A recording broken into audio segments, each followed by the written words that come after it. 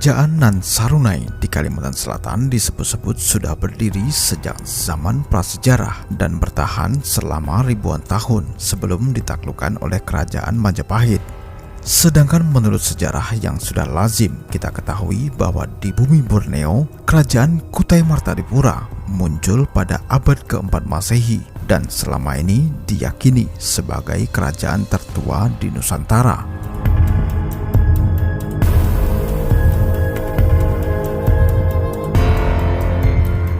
Namun dengan ditemukannya peninggalan kerajaan Nan Sarunai membuat wacana sejarah yang baru bahwa jauh sebelumnya di belahan lain di Pulau Kalimantan ada kerajaan yang ternyata lebih tua dari kerajaan Kutai Martadipura. Namun apakah benar demikian? Untuk mengetahui jawabannya kita akan mengulas mengenai keberadaan kerajaan purba Nan Sarunai yang berasal dari berbagai sumber. Selamat menyaksikan.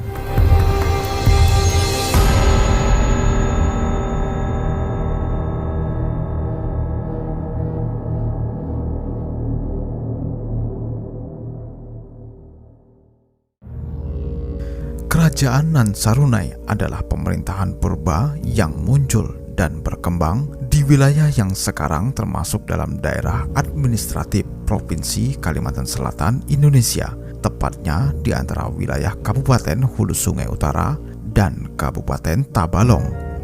Kerajaan Nan Sarunai merupakan bagian awal dari riwayat panjang Kesultanan Banjar, salah satu pemerintahan kerajaan terbesar yang pernah ada di Kalimantan Selatan. Kerajaan Nan Sarunai terkait erat dengan kehidupan orang-orang suku Dayak Maanyan, yakni salah satu sub-suku Dayak yang tertua di tanah Borneo. Apakah Nan Sarunai sudah layak disebut sebagai kerajaan atau belum? Hal ini memang masih menjadi perdebatan yang cukup panjang. Namun yang jelas pemerintahan kerajaan di Nan Sarunai berlangsung selama berabad-abad.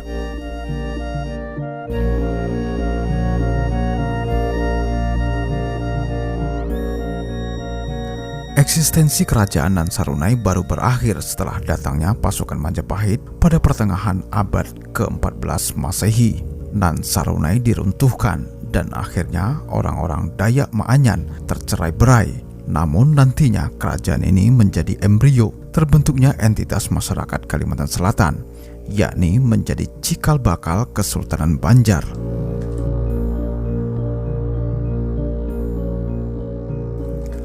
Salah satu jejak arkeologis yang digunakan untuk melacak keberadaan Nan Sarunai adalah ditemukannya bangunan candi kuno di Amuntai. Candi ini dikenal dengan nama Candi Agung, yang dipercaya menjadi salah satu simbol eksisnya peradaban orang-orang Dayak Maanyan di masa silam. Penelitian oleh Vida Pervaya Rusyanti Kusmartono dan Hari Widianto yang berjudul Ekskavasi Situs Candi Agung yang dimuat dalam Jurnal Berita Penelitian Arkeologi pada edisi Februari 1998 menyatakan bahwa pengujian terhadap candi tersebut telah dilakukan pada tahun 1996. Hasilnya cukup mengejutkan. Pengujian terhadap sampel arang candi yang ditemukan di Amuntai itu menghasilkan kisaran angka tahun antara 242 hingga 226 sebelum Masehi. Apabila hasil penelitian ini benar demikian, maka bisa jadi kerajaan Nan Sarunai jauh lebih tua dari kerajaan Kutai Martadipura yang berdiri pada abad keempat Masehi di Kalimantan Timur.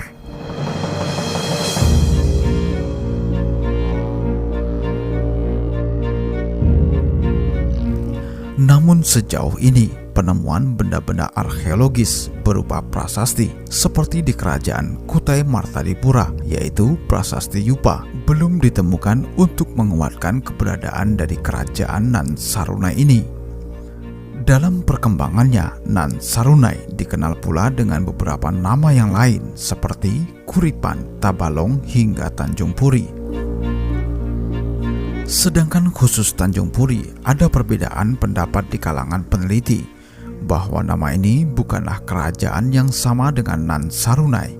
Menurut Suryansah dalam bukunya Urang Banjar dan Kebudayaannya, yang dicetak pada tahun 2007 bahwa Tanjung Puri diyakini didirikan oleh orang-orang Melayu Sumatera yang merupakan pelarian dari kerajaan Sriwijaya.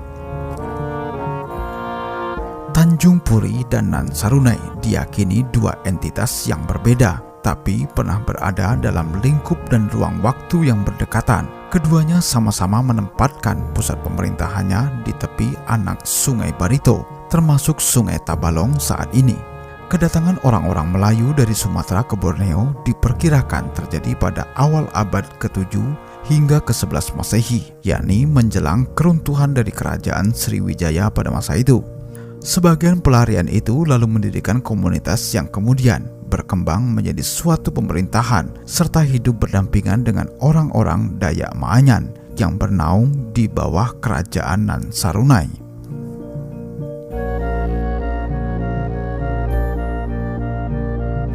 Alfani Daud dalam bukunya Islam dan Masyarakat Banjar mengenai deskripsi dan analisis kebudayaan Banjar pada tahun 1997 mendukung kemungkinan tersebut. Menurutnya, penduduk sebagian wilayah Kalimantan Selatan beranakan orang-orang dari Sumatera, tepatnya Palembang, yang membangun tanah baru di kawasan ini dan kemudian bercampur dengan orang-orang Dayak Maanyan.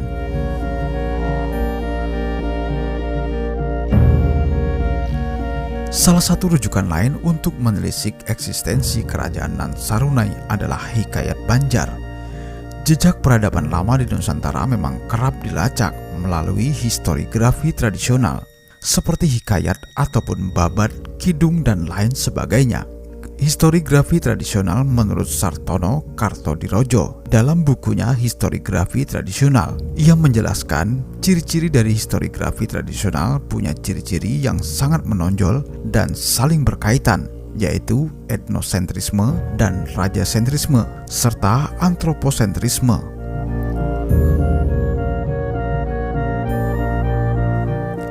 Sementara Johannes Jacobus dalam bukunya Hikayat Banjar A Study in Malay Historiography pada tahun 1968 membagi Hikayat Banjar dalam dua ragam, yakni versi kerajaan negara Dipa yang beragama Hindu dan versi yang disusun pada era Kesultanan Banjar yang telah memeluk Islam.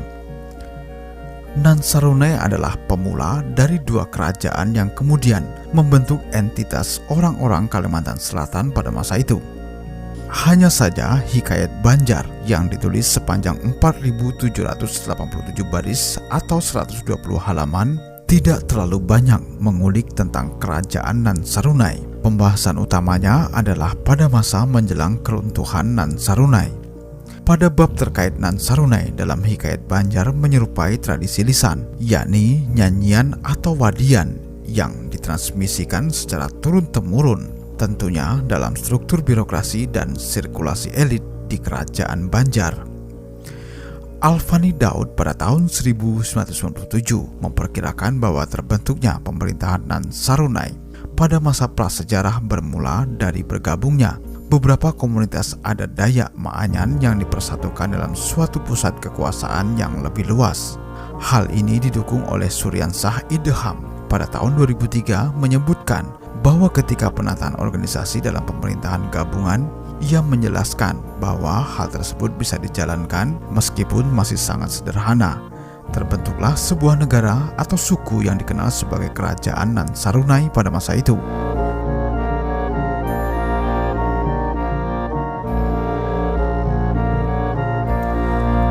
Sedangkan dilihat dari waktunya, pengelolaan negara dari Nan Sarunai pada masa awal masih sangat sederhana, sehingga struktur pemerintahannya pun agak sulit ditemukan. Kekuasaan tertinggi sebagai kepala suku maupun kepala pemerintahan berada di tangan seorang raja yang memiliki kewenangan untuk mewariskan kekuasaannya.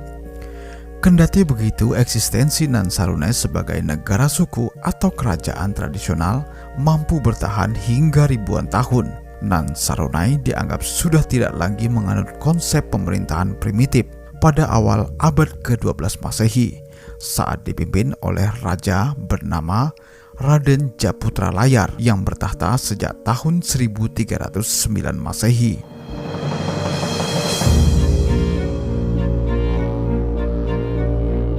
Sepeninggal Raden Japutra Layar, roda pemerintahan di kerajaan Nan Sarunai secara berturut-turut dilanjutkan oleh Raden Neno pada tahun 1329 hingga 1349 Masehi.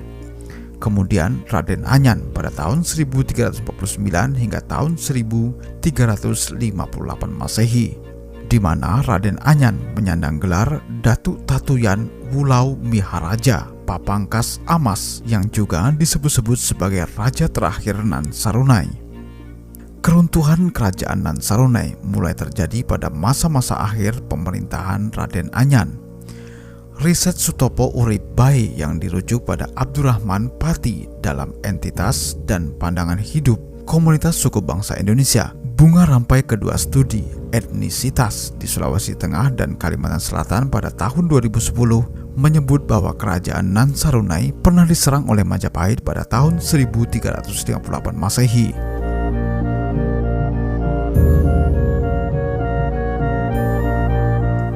Atas perintah Hayam Wuruk, pasukan Majapahit pimpinan Empu Jatmika pada masa itu menyerang Nan Sarunai hingga takluk.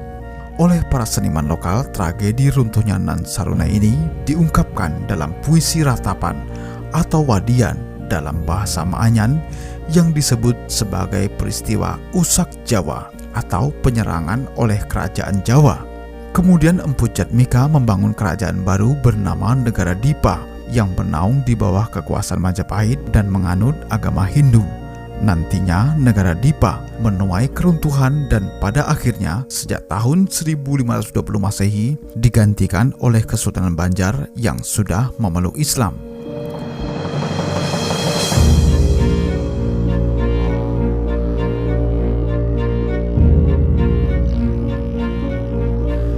Demikianlah ulasan mengenai kerajaan Nan Sarunai di Pulau Borneo.